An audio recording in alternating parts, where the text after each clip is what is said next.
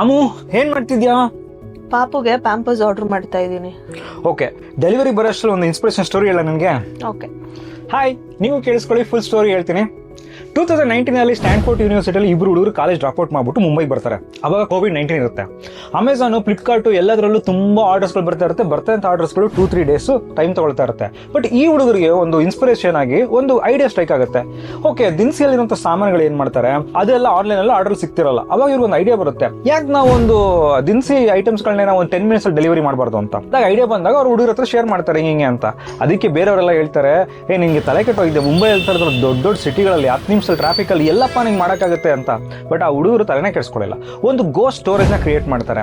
ಅಲ್ಲೇ ಸುತ್ತಲೂ ಇರುವಂತ ಒಂದು 2 ಕಿಲೋಮೀಟರ್ ರೇಡಿಯಸ್ ನಲ್ಲಿ.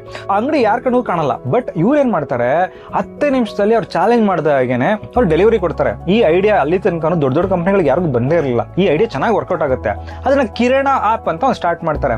ಬಟ್ ಇದು ಬೆಳೀತಾ ಬೆಳೀತಾ ಬೆಳೀತಾ ಎಷ್ಟು ಮಟ್ಟಿಗೆ ಬೆಳೆಯುತ್ತೆ ಅಂದ್ರೆ 200 ಮಿಲಿಯನ್ಸ್ ಕಂಪನಿಯಾಗಿ ಬೆಳೆಯುತ್ತೆ.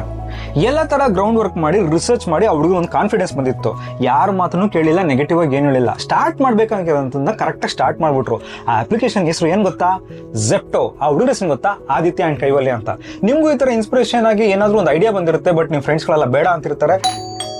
ಕತೆ ಹೇಳಿದ್ ಸಾಕು, ಪ್ಯಾಂಪರ್ಸ್ ಕಲೆಕ್ಟ್ ಮಾಡ್ಕೋ ಹೋಗು. ಬಿಸ್ನೆಸ್ ಮಾಡ್ಬೇಕಾಗಿರೋ ಐಡಿಯಾ ಇಟ್ಕೊಂಡು ನಿಮ್ ಫ್ರೆಂಡ್ಗೆ ಒಂದು ಶೇರ್ ಮಾಡ್ಬಿಡಿ. ಬಾಯ್ ಬಾಯ್.